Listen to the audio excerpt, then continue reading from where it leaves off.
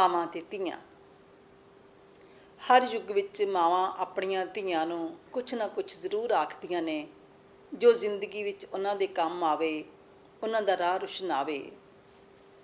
ਮੇਰੀ ਮਾਂ ਨੇ ਮੈਨੂੰ ਆਖਿਆ ਸੀ, ਸਿਆਣੀਆਂ ਕੁੜੀਆਂ ਲੁਕ ਲੁਕ ਕੇ ਰਹਿੰਦੀਆਂ, ਧੁੱਖ ਧੁੱਖ ਕੇ ਜਿਉਂਦੀਆਂ, ਝੁਕ ਝੁਕ ਕੇ ਤੁਰਦੀਆਂ, ਨਾ ਉੱਚਾ ਬੋਲਦੀਆਂ ਨਾ ਉੱਚਾ ਹੱਸਦੀਆਂ।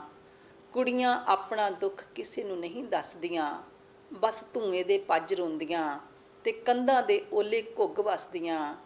ਕਿ ਕੁੜੀਆਂ ਤਾਂ ਸ਼ਰਮ ਹਯਾ ਦੀਆਂ ਪੁਤਲੀਆਂ ਹੁੰਦੀਆਂ, ਸਿਰ ਢੱਕ ਕੇ ਰੱਖਦੀਆਂ, ਅੱਖ ਉੱਤੇ ਨਹੀਂ ਚੱਕਦੀਆਂ। ਕਿ ਕੁੜੀਆਂ ਤਾਂ ਨਿਰੀਆਂ ਗਊਆਂ ਹੁੰਦੀਆਂ, ਜਿਹੜੇ ਕਿੱਲੇ ਨਾਲ ਬੰਨ੍ਹ ਦੇਵੋ ਬੱਝੀਆਂ ਰਹਿੰਦੀਆਂ। ਇਹ ਬੇਜ਼ੁਬਾਨ ਕਿਸੇ ਨੂੰ ਕੁਝ ਨਹੀਂ ਕਹਿੰਦੀਆਂ। ਮੇਰੀ ਮਾਂ ਦਾ ਆਖਿਆ ਹੋਇਆ ਕੋਈ ਵੀ ਬੋਲ ਮੇਰੇ ਕਿਸੇ ਕੰਮ ਨਾ ਆਇਆ। ਉਸ ਦਾ ਹਰ ਵਾਕ ਮੇਰੇ ਰਾਹ ਵਿੱਚ ਦੀਵਾਰ ਬਣ ਕੇ ਉਸਰ ਆਇਆ ਤੇ ਮੈਂ ਆਪਣੀ ਧੀ ਨੂੰ ਸਮਝਾਇਆ। ਮੈਂ ਆਪਣੀ ਧੀ ਨੂੰ ਸਮਝਾਇਆ, ਤੂੰ ਕਦਮ ਕਦਮ 'ਤੇ ਦੀਵਾਰਾਂ ਨਾਲ ਸਮਝੌਤਾ ਨਾ ਕਰੀ। ਤੂੰ ਆਪਣੀਆਂ ਉਡਾਰੀਆਂ ਨੂੰ ਪਿੰਜਰਿਆਂ ਕੋਲ ਗਹਿਣੇ ਨਾ ਧਰੀ।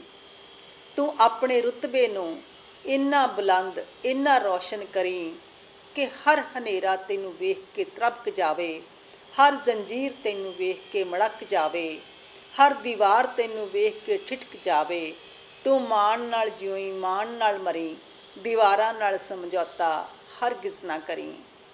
ਮੇਰੀ ਧੀ ਵੀ ਆਪਣੀ ਧੀ ਨੂੰ ਜ਼ਰੂਰ ਕੁਝ ਨਾ ਕੁਝ ਆਖੇਗੀ, ਸ਼ਾਇਦ ਇਸ ਤੋਂ ਵੀ ਵੱਧ ਸੋਹਣਾ, ਇਸ ਤੋਂ ਵੀ ਵੱਧ ਮੁਕਤੀ ਅਤੇ ਮੁਹੱਬਤ ਭਰਿਆ। ਕਿਉਂਕਿ ਹਰ ਯੁੱਗ ਵਿੱਚ ਮਾਵਾਂ ਆਪਣੀਆਂ ਧੀਆਂ ਨੂੰ ਕੁਛ ਨਾ ਕੁਛ ਜ਼ਰੂਰ ਆਖਦੀਆਂ ਨੇ ਜੋ ਜ਼ਿੰਦਗੀ ਵਿੱਚ ਉਹਨਾਂ ਦੇ ਕੰਮ ਆਵੇ, ਉਹਨਾਂ ਦਾ ਰਾਹ ਰੁਸ਼ਨਾਵੇ। ਤੇ ਸ਼ਾਇਦ ਯੁੱਗ ਇੱਦਾਂ ਹੀ ਪਲਟਦੇ ਨੇ। ਹਾਂ, ਯੁੱਗ ਇੱਦਾਂ ਹੀ ਪਲਟਦੇ ਨੇ।